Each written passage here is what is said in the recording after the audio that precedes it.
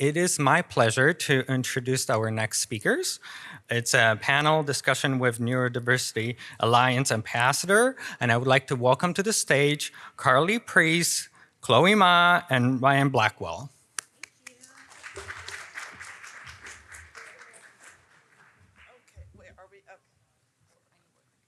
Hi, everyone. It's good to see you again. You'll see me with my phone timer. I desperately need a timer, or otherwise time is not relevant to me.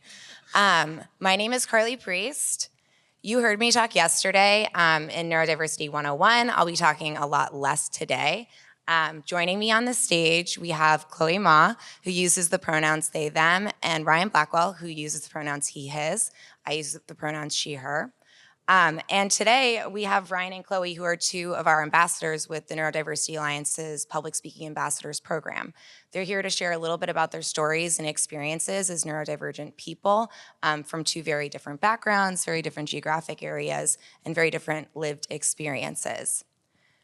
Our Public Speaking Ambassador program is one that's been around for many, many years. I actually started as a Public Speaking Ambassador with the Neurodiversity Alliance back in 2013.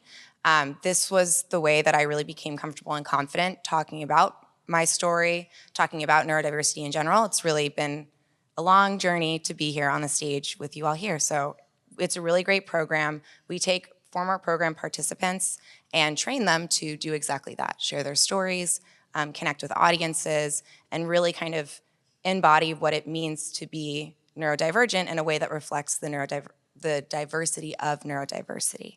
So with that, I'd like to pass it off to Chloe. Chloe, tell us about yourself. Let us know what you're up to. Hi, Hi, I'm Chloe. As Carly said, I use they, them pronouns. I am a former mentor and chapter leader in our near-peer mentoring program. I attended the University of Chicago laboratory schools for parts of elementary, middle, and high school, and I am now a third year at the new school doing undergrad in New York. And I am a Asian American, gender fluid, queer person, and I have ADHD. We are so excited you're here today. Stop. And Ryan, tell us about yourself. Well, good morning, everyone. It wouldn't be a neurodiversity conference if you're not nervous or have a little bit of stage fright. So bear with me a moment. But it's a great pleasure and honor to be sitting here before you all today. My name is Ryan Blackwell. I'm from Philadelphia, Pennsylvania. Been with the Neurodiversity Alliance for about 12 years now.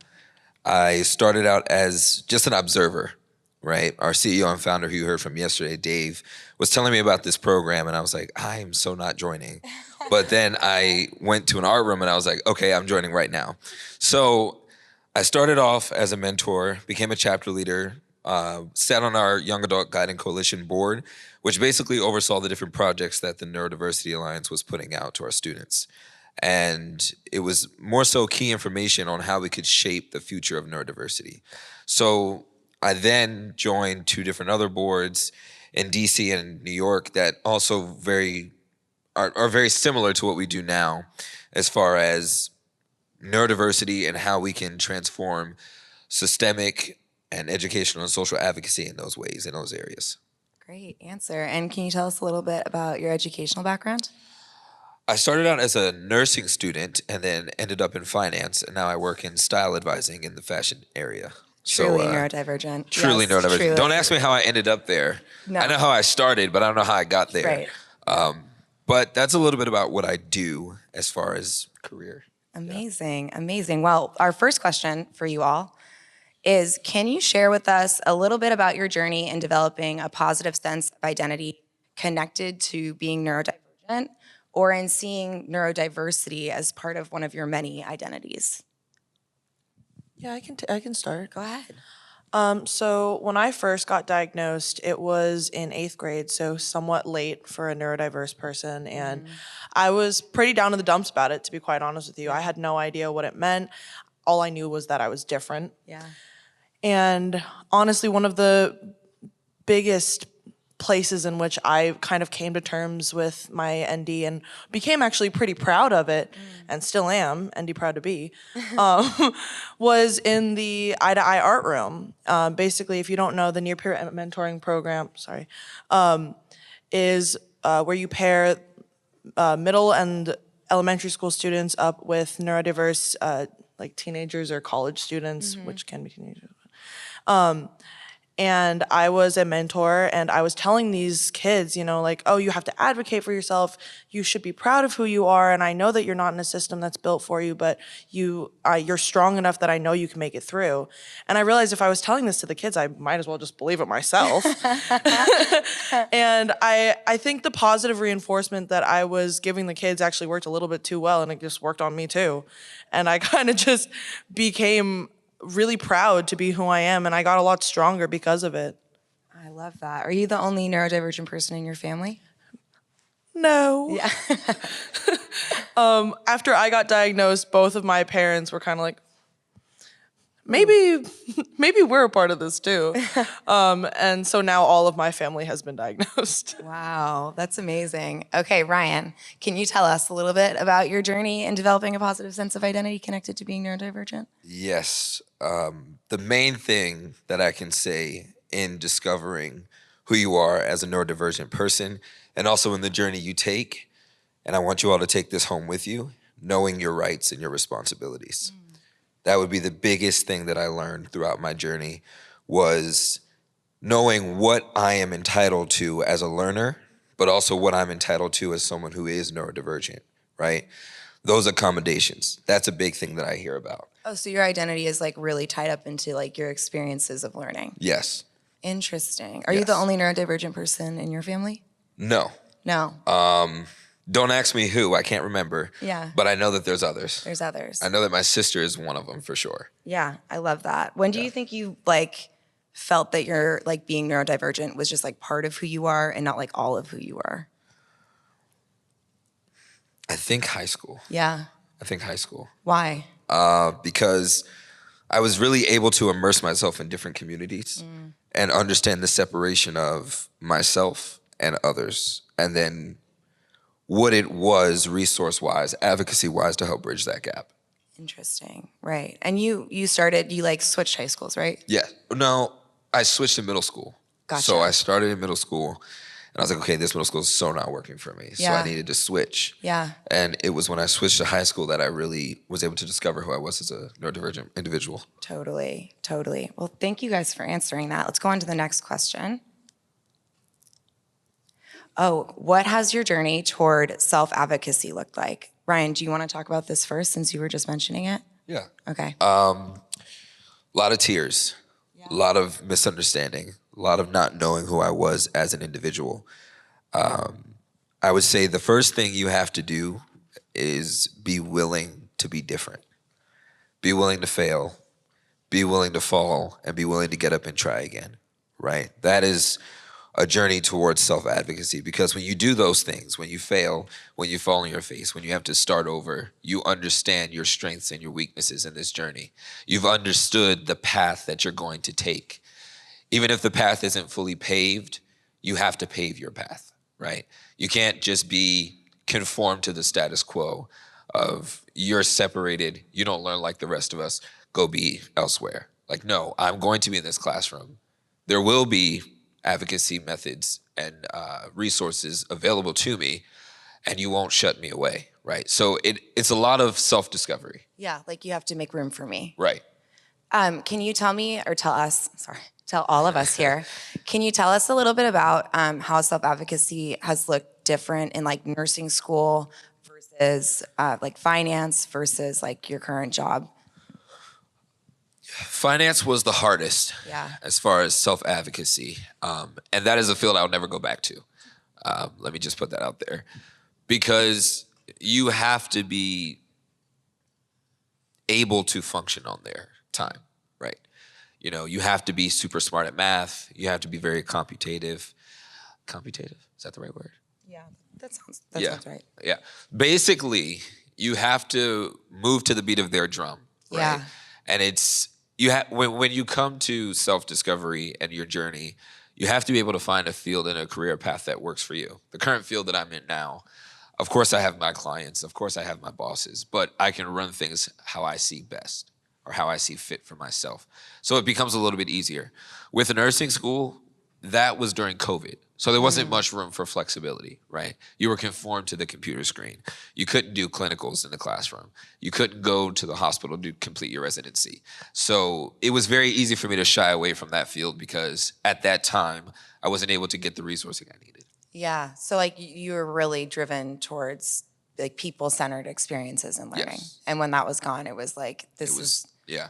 done. I spent a lot of time post-COVID just doing conferences like this, right? Advocacy, not just educationally, but socially. Yeah. Right? Because now you can really immerse yourself, but you're also connecting and overseeing.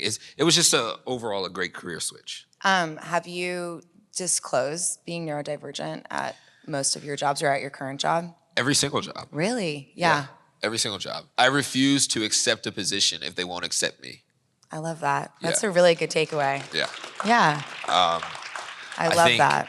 We have to be very strong-minded and very willed to let people know I am different, right? But at the same time, there needs to be the proper environment. You know, the world is ever changing. Yeah. So therefore, because the world is ever changing, we cannot just sit here and succumb to how the environment of the workplace used to be, but we need to make people aware of this is how it's going to be going forward, right? Because there will be many more people after me. Yeah. And it's important that we pave the way. Yeah. Ugh, I love what you're doing for our community. That's really, really cool. And how could they not want you, Ryan? I mean, you know, hard worker. I say the same thing every day. well-spoken. You great know? suits. Like, yeah. Great suits. Well, I made amazing. this. Oh, Yeah. wow. Ow. I love made that. this. Yeah. Creative Quick output. plug. Yeah. Yeah. Okay, Chloe, tell me, what has your journey towards self-advocacy looked like? Well, I mean, as I said earlier, in the beginning, it was pretty rough for me, just like coming to terms with the fact that I was going to be different for the rest of my life. Yeah. Because as you can see by my appearance, I hate being different. And I think it really started to kind of pick up when I first got my accommodations and I was told that I was going to meet with my learning coordinator every single week, Laura Dotto, shout out, incredible woman. And I was like sitting there, I was like, I really don't want to do this every week. My executive dysfunction will not allow me to remember that I have to go to this office every week. And I went to my first meeting and immediately she made me feel so safe and so welcomed and felt like I was just another part of her day, which it seems like, oh, that kind of sucks. But like, it made me feel more, you know, not normal, but like it was gonna be okay. Yeah. And once she kind of started advocating for me and my accommodations within my classes, I, like Ryan kind of was saying, I just realized what I deserved. Yeah. And after you kind of realize your self-worth and realize that what you do matters just as much as anyone else, it becomes a lot easier to advocate for yourself because if someone else can have that, then why can't I? I love that. So you heard, what was your teacher, Miss Dotto. Miss Dotto. So you heard queen. Miss Dotto advocating on your behalf at first, and then you started to advocate following. Yeah, I mean, it felt good to have someone in my corner because, you know, no one wants to be alone. Yeah. And especially if you're going against the grain, it's kind of really anxiety inducing. Totally. To be there and saying like, no, this is what I need, this is what I want, and I'm not gonna take anything less. But when I knew that I had her in my corner, I had someone backing me up, someone that believed in me, that was when I realized, I keep saying realized, I'm sorry. That was when I kind of, it was time for me to step up and do it too. I love that. I feel like I'm curious what you all think about this, but knowing that you have the support of like a group behind you is a huge thing. But for me also, like one of the things that really made a difference was honestly hearing somebody else advocate almost like a script, right? Like I literally didn't know how to do it until I actually heard someone do it for me in front of me. Like, oh, this is what you say, right? Did either of you have that experience? Like in the art room, I remember being like, oh, you would say, I need extended time. And I'm like, okay, I guess that's how you do it, right? Like, Definitely. I think also I've learned a lot from being part of the ND community. Yeah. Like talking to my peers in ND Alliance, talking to you a lot, talking to Dave. Everyone has their own strategies, and hearing it from other people, I think really helped me find my own script. Yeah. And like I take little pieces from everybody Yeah. because you guys are all doing your own thing and it's working for you, and we figure out what's not working for us, and then we workshop it, and then we know, and it's just like collaboration is the most important thing when Yeah. you're learning how to advocate for yourself. Yeah. Right. Like find your community and like help each other find your voice. Yeah. I have that experience too. Great answer. Okay, let's move on. Oh, stigma. Okay. What role did stigma play in shaping your life experience? How have your experiences with stigma shaped you as a young person and now as an adult? Chloe, I'll give you that one. Oh, Sorry? thank you so much. I try. You want to give me the sad question, huh? Yeah, go ahead, kick us off. I had a lot of stigma, like inward, like internalized stigma. Yeah. Where I felt like I was dumb or lazy or anything else that I had heard throughout my entire life, slow. And so it took me a long time to kind of dismantle that. But as I became more involved with ND Alliance, I became more confident with myself. But I think it made me a lot stronger. It made me know how the people around me felt, and it made me a lot more empathetic to other people, which I think is a really important quality to have, especially when you work in advocacy. These experiences changed how I fundamentally look at people and how I meet people and how I engage with them. And I don't think I would have the people skills that I do today if I hadn't had those experiences. And I value my people skills a lot. I love meeting new people. I love talking to all of you guys the past 24 hours. Yeah. And so I think with the sadness that comes with stigma, if you are put through that, there is a light at the end of the tunnel. You know, Yeah. there is something you can learn from it. And if you're open and willing to learn from it, it's going to help you in the long run. Yeah. Not to say that like that's something you want, but No, but I think I mean, want is tricky, but I really like it's almost like inevitable, right? Like you will feel if you go through our education system at all as someone who learns in a way that isn't really suited to like traditional models of learning, you will feel that some kind of way, right? Yeah, unfortunately, it is just ingrained in our society because we live in a system that wasn't built for us. And that's part of the reason I started doing work like this, because I was sitting in these art rooms talking to these kids saying, hey, you're in a world that is going to take a lot for them to accept you. And this is what you can do to help them accept you. And I realized that, no, this is actually something that we should get the rest of the world to accept and be fine with, because there's nothing wrong with the kids that we're talking to.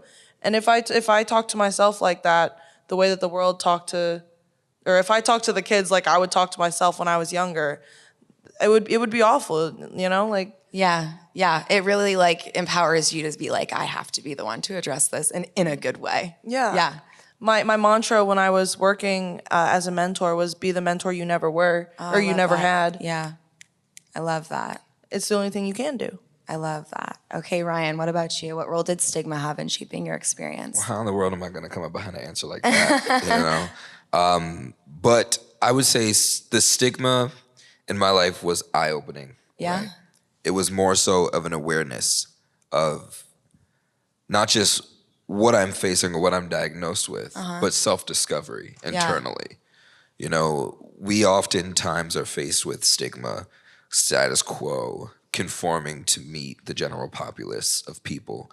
But I think that when you finally understand your stigma, right, or finally understand the stigma that someone's categorizing you in, then you not only know how to combat that, but you know how to stop it for the future for others. Yeah, I totally relate to that. I also think it like experiencing self-stigma makes you a little bit more resilient to things that might be systemic. Like I'll never forget, like math is something that's very difficult for me, right? Yeah. So I had a whole bunch of internalized stigma about like, oh, where could I go in life if I really struggle with, simple addition, subtraction, multiplication. Don't even mention algebra or pre-algebra, like nightmare fuel. We're not there yet. Nightmare fuel.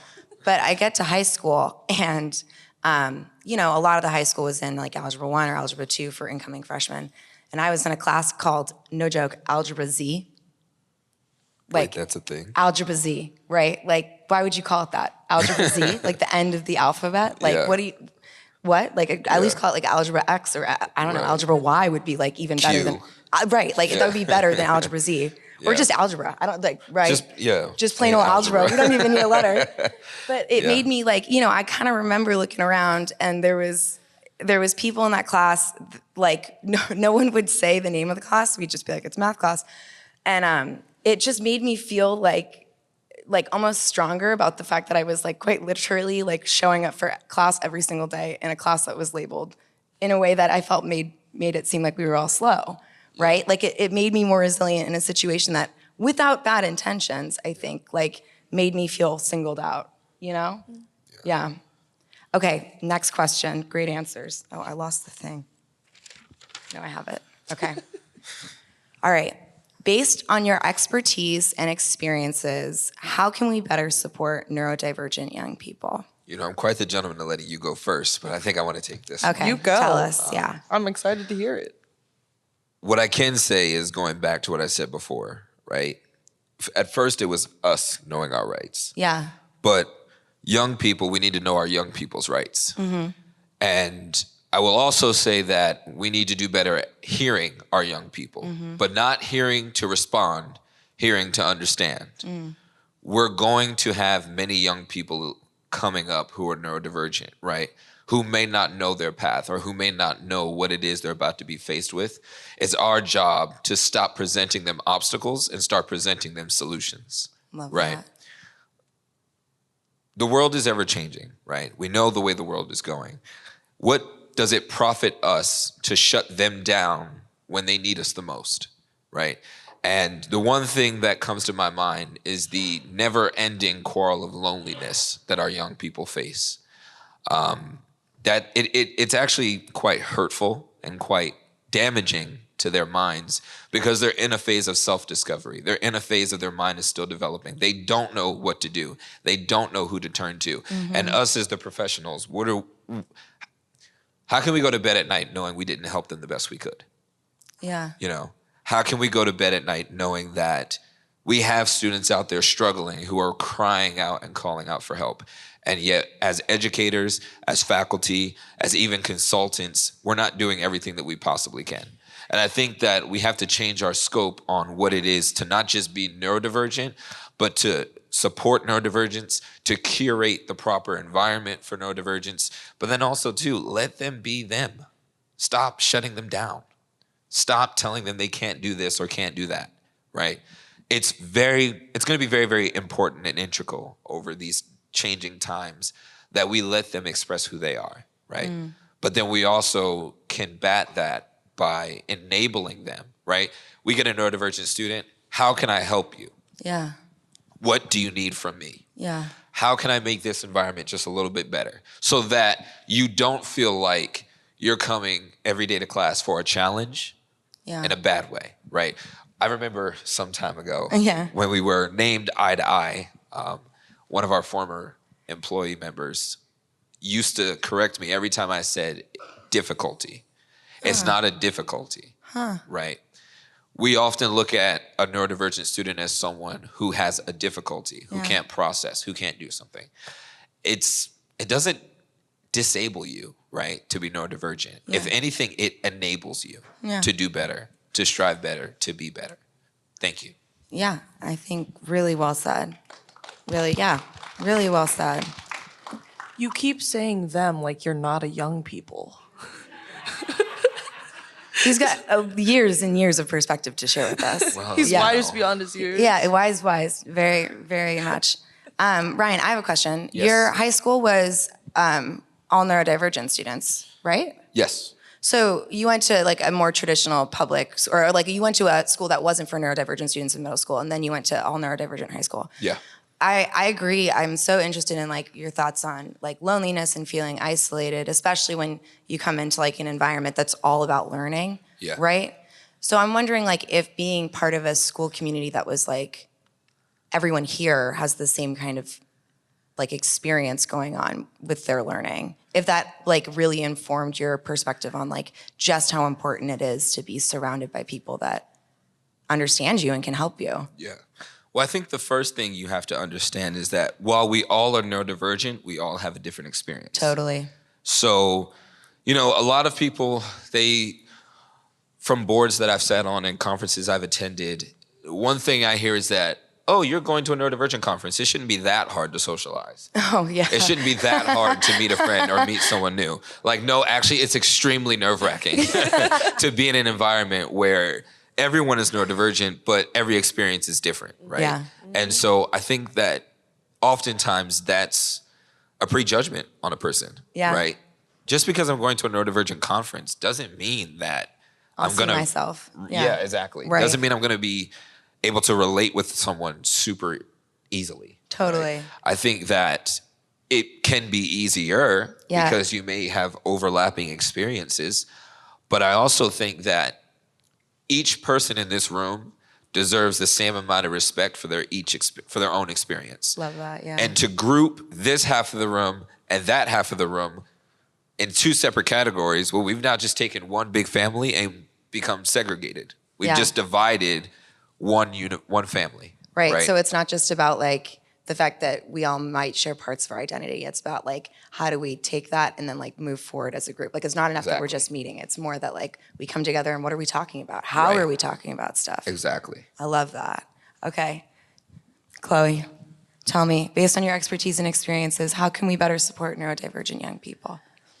How do I follow that? With your own wisdom. All right.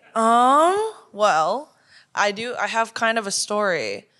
I was in my third year of high school. I was sitting in my advanced track African American Studies class, and it was gorgeous. And my teacher pulls out a pop quiz, and I'm sure everyone in here loves a good pop quiz. I was like panicking. I was like so anxious, and he didn't say anything about extra time, which was an accommodation I had. And I raised my hand and I was like, hey, just wondering, in case people have accommodations, how are we gonna do our extra time? And he was like, oh, I didn't really think about it. And I was like, awesome.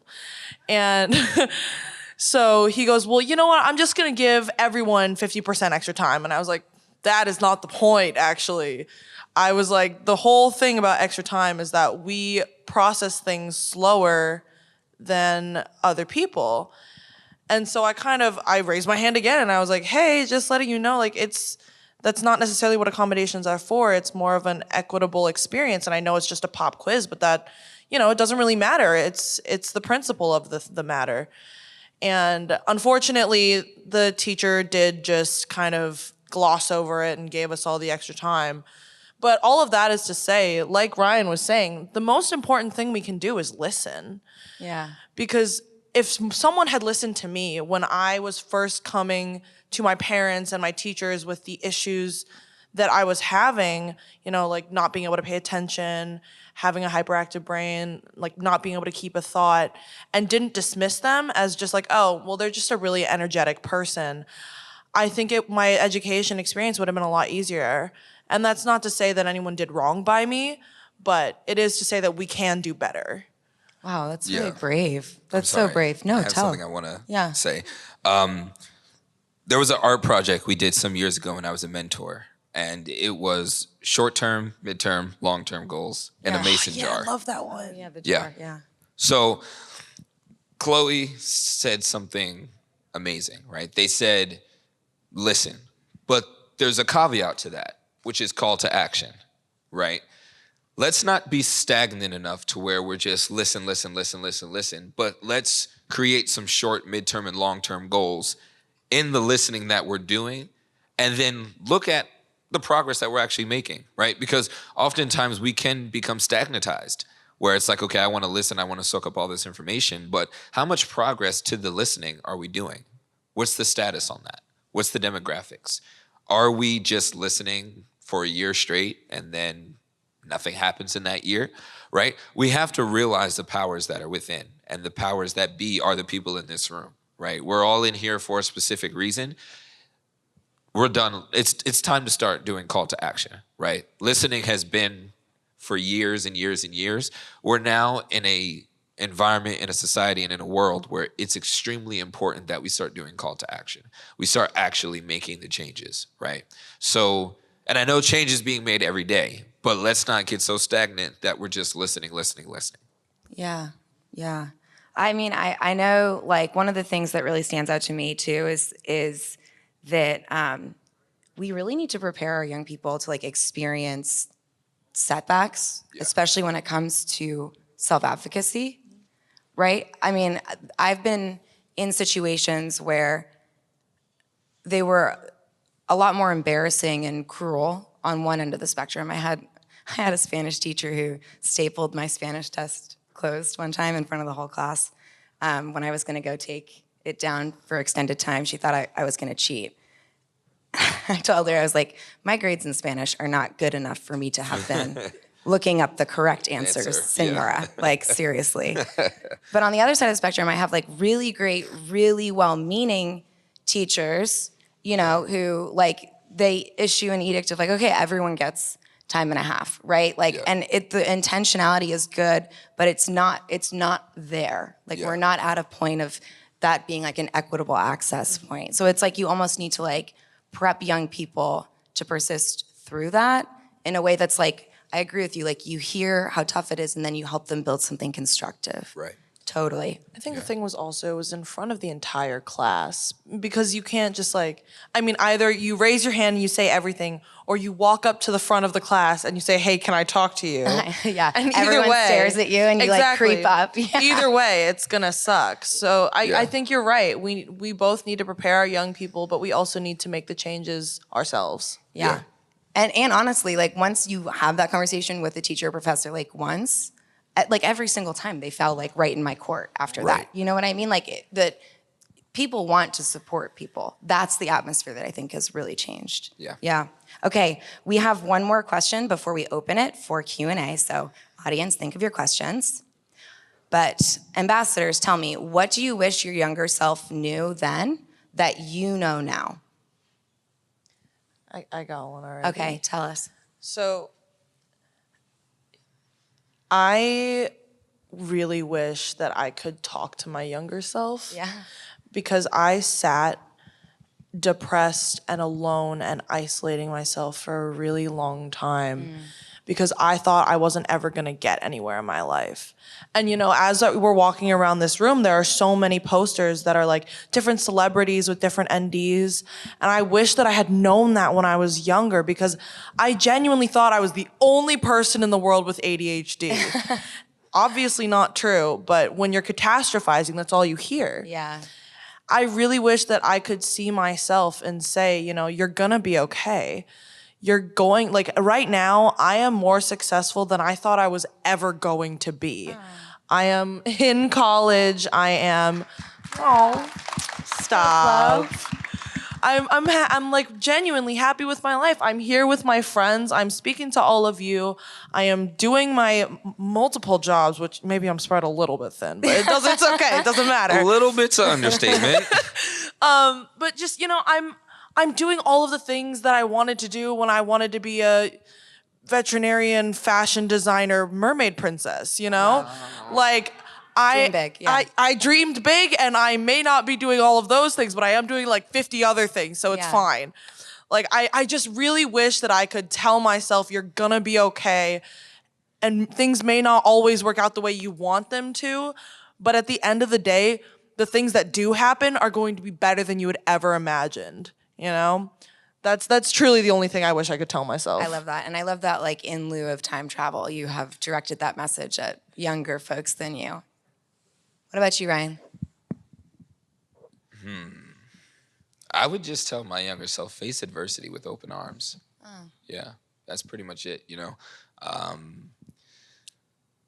Because of the fact that you're at a stage when you're younger self where your mind is constantly changing and developing. Totally. Right? So don't set standards for yourself, right? Because as young people, we set these standards of how life's gonna go, especially when you're someone like me who's a control freak and has to know everything that's happening at every moment. And then let one thing fall to the ground and your whole universe has fell apart. Totally. Right? You know, like For example, when it comes to flying, I'm like, okay, wait, I need to be at the airport at this time. If I don't get to the airport at this time, then my whole world's crumbling it's down. just gonna. Or like if I know that I have a perfect work attendance record and then I'm late one day, I'm like, oh God, I'm gonna get fired. This is just the end of that. Yeah. So I think that one of the most important things we could do is face adversity. Yeah. But also accept change. In a good way. Don't think that every time you face change, it's bad, because sometimes the change is actually for the greater good. Yeah, and it's like such an ND thing, I think, too, that like, oh, I showed up late to work and everything was fine, but 2 days later, are you still thinking about being late? Absolutely. I'm still thinking about how Right late I now. was right now 3 weeks ago for work. Yeah. Even though my boss has already pardoned me, I'm just like, crap, because you Yeah. set these expectations for yourself, You gotta right? be perfect. Yeah. You gotta be perfect. You just want to make sure you're doing the right thing in life. And sometimes we have to ask ourselves, okay, at what point do we stop holding ourselves so heavily accountable, right? We always tell other people to take things with a grain of salt, but are we taking our life with a grain of salt? Right. Are we allowing ourselves to fail, to fall on our face, to reset, try again? Are we allowing ourselves to face obstacles with openness and readiness? Right. It's like a pressure to just like hit that exactly where it needs to be. Yeah. Setting that standard. Yeah. I wonder what like people that are neurodivergent, like where their stress like really like hits them like that. You know what I mean? Like, like where their stress like where it high turns is. on, right? Yeah. And where, I wonder about that. Okay.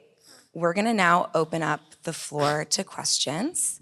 So if you have any questions, I see lots of hands. Yay. Do we need one of these mics? I can give up mine. They have them on the side, I think. Great.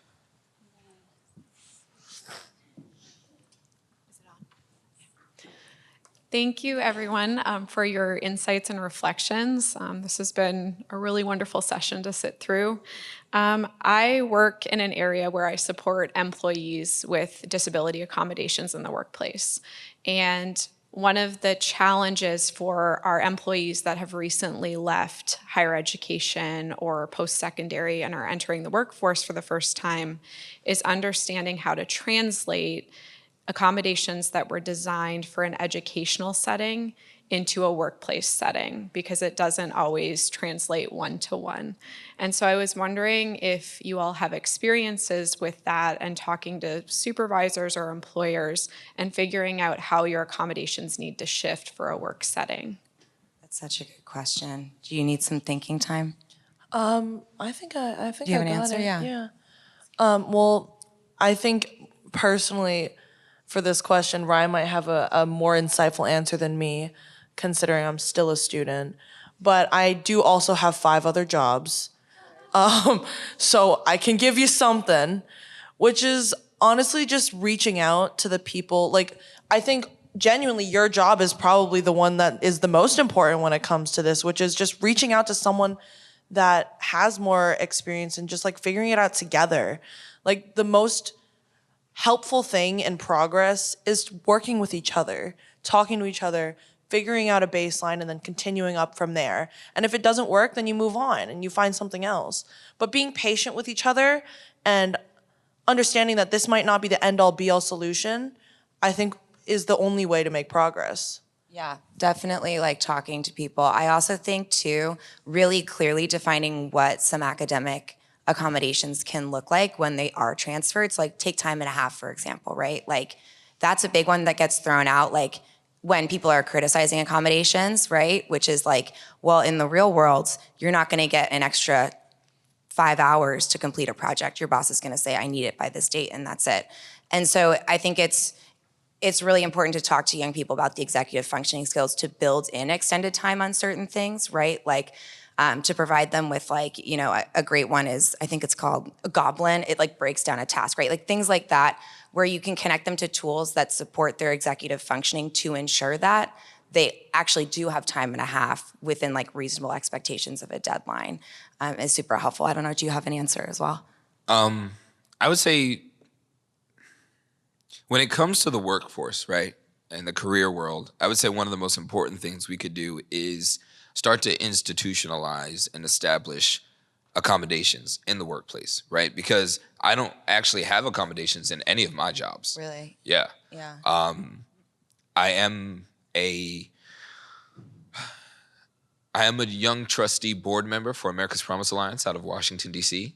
And so for that organization, I'm a board member. So I do a lot of the research work, the brain mapping work. So there's several accommodations for that. But for my full-time job, I actually don't have accommodations because it's very fluid. Yeah. Right? You know, you have your set of clients, you work with your clients on your own time. Of course, you clock in and you clock out because, you know, you got to get paid. But when it comes to specified accommodations. Oh, yeah. So your job has like more accommodations baked into the flexibility of how Right, it is by design. exactly. That makes total sense. How it is by design, I don't need to seek out additional accommodations. Those accommodations are already there for me. But for other people going into the career path, we have some CEOs in here I've met. You know, I think one of the most important things we could do is start to institutionalize accommodations. Yeah, like a culture of accommodation. A culture of accommodations, right? In the workplace. We have an HR department, we have a financial payroll department, but where's our accommodations department?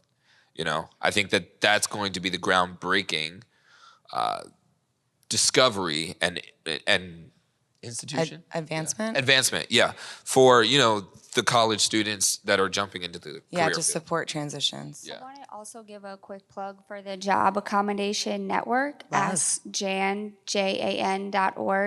I've been trying to figure out what accommodations I need, and they have like a really comprehensive list just to explore. Yes, Jan, I love that. Yes. Thank you for calling that out. It's a great place. Do we have any other questions? I have one. Yeah. So obviously, we have obviously the difference in the neurodiversity people, and we have some of these students who are quiet, who are not absorbed. That's the wrong word, but you know, they're very introverted. They don't speak up for themselves because they're just scared or confused or don't even know what to do. How do we reach those students? I have kind of an answer to start while you both think. There's, you know, anyone who works in an institution that supports student learning comes into that role with a desire and passion to support students in learning, right? That's like entirely embedded in that career choice and in that like presence every single day. From a neurodivergent student perspective though, I don't think I ever walked into a space of learning or like a space of job and ever thought that the people I was interacting with were there to help me specifically. I knew they were there to help students, but my needs far exceeded those of most other students. So a huge way that like I started to feel more confident, especially in talking to professors and teachers in subjects where I was really struggling, was by those teachers bridging the gap with me, like directly telling me like, I'm here to support you. I'm here to make sure that you have the tools you need to thrive. That's my job here, and that's like why I want you in my classroom. That to me set a standard that maybe other students already had when they walked in the door, but it was something I needed explicitly told to me to believe that like I truly had an ally to help me, to make me feel confident to talk about the difficulties that I had. Yeah. So that used to be me, you know. Well, I wasn't quiet, but like I did like isolate myself from like asking for accommodations. Yeah. Carly and Ryan know me very well. That just was never gonna happen. But I wouldn't ask for anything because I would feel like I was like making too much space for myself, right? Being way too large with what I wanted. And the thing that really helped me was just patience and showing that you're there and connecting them with people that can help advocate, you know? Like, I think some of the most important people at any school, whether you're neurodiverse or neurotypical, are the learning coordinators and counselors and people that can help. And it takes a lot to go to a counselor and ask for help. So if it's possible to create like a small bridge, you know, I'm remembering in like middle school and high school, whenever we would have a project, people from my, like that worked at the library would come in and be like, hey, if you guys need anything, I'm right here. Like, here are the things that we can do. And that might have been because I went to a private school and I was really, really lucky to have people that were that attentive and were able to do that with the small class groups that we had. But like finding a way to connect students with counselors instead of just saying, by the way, there's a counselor over there if you want to go talk to him. Yeah. You know, which was my experience for because I went to a few different schools when I was younger. That was my experience. and like just making sure that they see the things that are available, because a lot of times if people are quiet and not advocating for themselves, it's because they don't know what's possible. And once you kind of figure out like what you can use, it becomes a lot easier in the long run. Yeah, like a box, something unlocks. Yeah, it really is. It's like your life goes from like, it's like a video game. It's like a level 1 to a level 500, you know? It's just, you move so much further up if you go to the people that you can and get the help that you can. That's a great metaphor. I love that. Do you have any Ditto. answer? Yeah. Okay, any other questions? What else can we answer? Ryan, I noticed that you identified as neurodivergent and didn't give away any specifics within that. So I put on my listening ears and I'm like, all right, what type of neuro?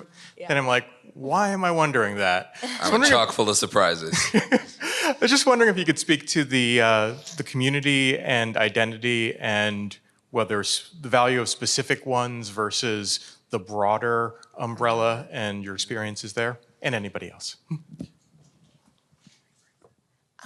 Like, Sorry, sometimes I need the question rephrased. So- That's one of them right there. you said I'm neurodivergent instead of like I have ADHD. Okay, okay. Yeah, like what's the benefit of being under an umbrella of neurodivergent versus saying specifically I have this diagnosis or that diagnosis? I've stopped saying the certain diagnoses or the diagnoses Yeah, that I've had, Yeah. because I see myself in a light of an ally to every single person that's neurodivergent, right? So I could sit here and tell you my grocery list of, Things. whatever there are, ADHD, dyslexia, dyscalculia, dysgraphia, dyspraxia, reading comprehension, auditory processing, visual. I could really just sit here and name all that, but I'll save myself the breath and you the ear time. So I just say neurodivergent because of the fact that I work with so many different neurodiverse individuals that I want to be able to not identify, but understand, right? And so in doing so, I tend to retract my specific labels, right?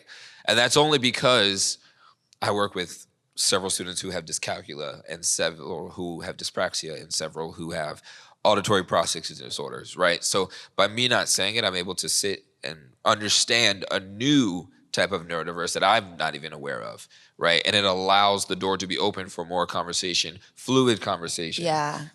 It's like being in the center of a Venn diagram, right? Like, because I feel like I don't have autism, but then I have a lot of like autistic friends, and I'm like, wow, we have like so much in common. Right, so much in common, right? I still think I might have a tap of Asperger's syndrome. Yeah, okay, yeah. Just from research and working with different And your people. lived experiences and stuff, yeah. So totally. that's a little bit into why, but to satisfy the question, ADHD, ADD, auditory processing, reading comprehension disorder, dyscalculia, dysgraphia, executive functioning. Do we have time to keep going? But you get the idea. Those are just some of the heavier ones. But then also, too, it's more of a mind over matter, right? When I think about the different things I have that often sometimes may limit me on the things that I can do in the future, right? If I sit here and say, okay, well, I have dyscalculia. Well, I just worked in a bank for 3 years. Like I went from personal banking to business banking to wealth management and investments, right? There's no way I would have been able to successfully do that if I thought every day about the dyscalculia that I have. Yeah, so like saying you have dyscalculia, it like specifically labels the deficit. Saying you're neurodivergent or like neurodiverse speaks to like lets me know I'm different, but I'm still able to get it done. Right, like it's neutral and like neutral, possibly not positive. Yes. Totally. I never thought of it like that, but that's like so And real. I also think that it can be a little bit beneficial to people when they don't necessarily think about the specified label of a person. Right. Because if Carly was to tell me, well, I have dyslexia. Thank you. I'm going to sit here and be like, okay, well, this is how I need to treat this person. And that's not how that person may want to be treated. Right. Or it's they may just want to be seen as a neurodivergent, right? Yeah. Like, I'll give a great example. I think you were talking about me yesterday with the menu thing, but when I go out to eat, I don't read You menus. too? Like, Yeah. I don't. Because I know that if I do try to read something out loud, I will legit stumble. Yeah. And I refuse to embarrass myself. So Yeah. what I do is I look at the menu prior to getting there, or I'll just order what someone else gets. right? To save myself from what I think will be quote unquote embarrassment, I never read menus. I think I did it for like the first time this past Sunday with my best friend, and I was like, wait, what did I just do? Like, I totally went against everything I just stand for. So, that's a little bit about my specific label and why I don't use it. Sit with me. I'll read you any menu. I love reading out loud. I'm made for you, man. I think also, though, it's really important to remember that diagnoses are simply just there to make it easier to know what you go through. Oh, yeah. Like, real. I genuinely think, like, if we all just kind of existed and just understood that sometimes I don't think about exactly what I'm listening to for longer than 5 seconds. Like, all of the symptoms that we experience are simply just put into little boxes. And so it doesn't really matter what your diagnoses are. If you know what you need, you say that. If you know what you go through and you feel comfortable sharing it with somebody else, then you share it. Yeah. Like diagnoses were made just for us to find it easier to do other things. Yeah. Love that. Great perspective. Yeah. Thanks. Those are really great questions. Yeah, Yeah, if my true. timer's right. We have a about question 60. from online. Oh, Yeah. great. Can you share any or discuss any experiences with rejection sensitivity dysphoria and how that has impacted you and how have you coped with that struggle? Okay, timekeeper, make sure you have 35 more minutes. Yeah, that's so real. That's so real. I will say I'm engaged to a neurodivergent person who also has ADHD. And that has been an element of like interpersonal growth specifically for both of us, just coexisting in one space very, very closely and, being best friends and like really meshing together, right? That RSD in particular, I think is something that I actually, as somebody who's like, I'm like in the field of neurodiversity, I really didn't know about this until a couple years ago, 2-3 years ago. It made me really think about my childhood experiences, or like, for me, a lot of RSD will manifest in like, I get rejected from something or I feel hurt from something, and I drop that box and I just leave it and walk away. Like, that's it. That's the last time I touch it. So, and that hasn't worked to my benefit long term in terms of like maintaining relationships and striving towards goals and really thinking about long-term goals and like dealing with setbacks and achieving those long-term goals, right?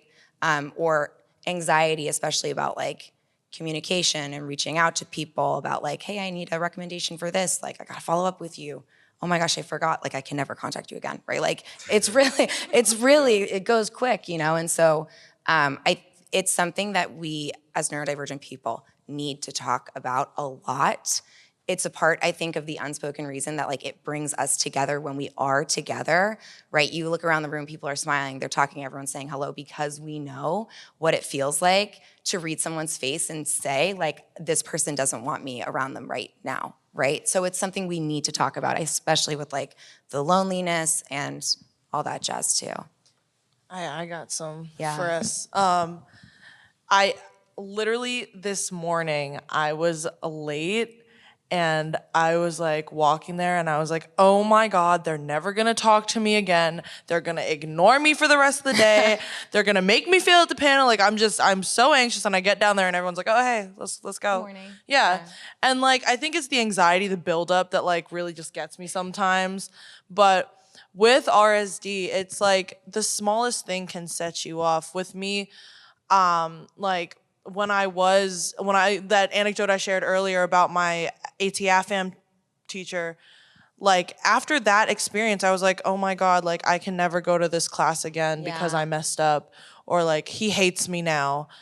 And we just continued with a year, and he actually did have to leave though for other reasons, but like the rest of the year that I was there with him, like it was completely fine. Yeah.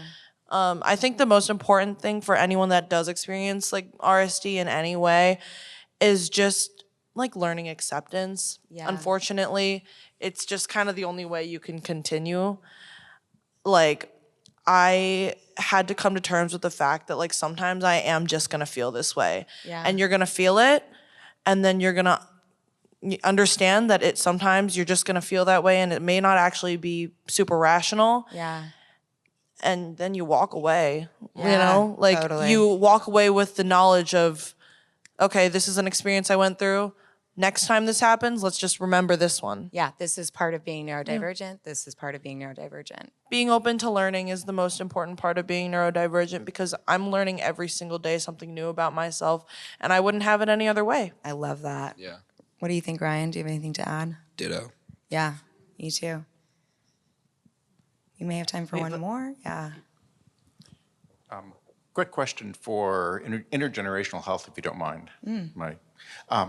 All the things that I've been hearing, powerful things from listening to facing adversity, they apply to 15-year-olds as much as 55-year-olds. Yeah. And there's generations who've never been diagnosed. Yeah. There's generations who could benefit. Have you come across things like reverse mentorships, things that are bringing different generations together to help people learn, whether a younger person is going from dependence to independence or an older person is going from independence to dependence? There's shared value here. So just curious about your thoughts on intergenerational help. Yeah. Do you have an answer? Well, I mean, just since Ryan's not a young person, that's pretty much exactly what we are, right? Wow. Wow. Quick callback for you guys. Like I said, my parents, Yeah. you know, having like kind of just realizing that they probably should have been diagnosed a long time ago. We've learned from each other, and like you were saying, like kind of the reverse mentorship type deal where like we're figuring it out together. And like sometimes I'm able to share things with my parents that they may not listen to, but at least I said it, you know, like if you're having trouble doing this, well, maybe try this. And they're like, I'm like, okay, cool. But at least I said it. But, you know, it's just, it could happen, but I haven't experienced a place in which someone would be receptive to that necessarily or open to it. Yeah, I love this question. We have a lot of students in our program. Formally, we're designated for students between the age of 16 and 26. That's what we design like all of our programming for. And we have several mentors in the art room who are students that are 50 plus, right? Who have returned to school, and they're phenomenal, right? They have such a wisdom and wealth of experience as people who have lived a whole life before they have returned to school. And that's been like a really great aspect of being part of a mentoring community where you have someone who is, you know, 19 or 20 mentoring along someone who is like 50 plus, right? And that's been really great. I also think that like in this moment in particular is so wonderful because we're talking about neurodiversity, not specifically and solely in an academic context. Like I hear about all the research that all of you students are doing, and none of it is focusing on improving academic outcomes necessarily, right? And this is a huge moment in like our research and consideration of what neurodiversity is. It's not about learning disabilities solely. It's about the experience of living as someone who's neurodivergent. And I think the more we talk about the experience of living as someone who's neurodivergent, the more common it is for older folks, my parents, you know, my uncles, my aunts, to see specific things that I do and say, I do the same thing. Yeah. That's how I live also. And like recognizing how you live also is like such a great way to talk about sharing that piece. Absolutely. I think we're out of time. Yeah, I think that's it. Thank you all so much. Thank you all so much. Panelists, thank you.